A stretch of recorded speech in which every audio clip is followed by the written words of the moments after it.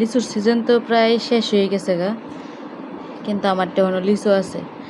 আর এই যে লিচু বরাব লিচু, মানে এটি ফ্রিজে আসিল, আমি এসে যখন লিচু বেশি আনা হয়ে জায়গা তখন যখন আর খাওয়ান যায় না তখন ফ্রিজে থুয়ে দিই, আর তখন বরফ হয়ে থাকে। আর এই বরফটি পরে খাইতে একবারে লিচু আইসক্রিমের মতো লাগে।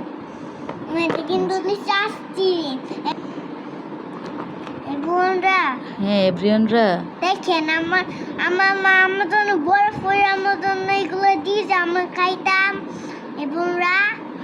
এভরিওয়ানরা দেখেন, ওর মা ওকে বরফ করে দিছি এগুলো খাওয়ার জন্য, কিন্তু আমরা মা ফুতে অনেক কেউ খুলতাম পারতাছি না, পুরাই বরফ হয়ে রয়েছে।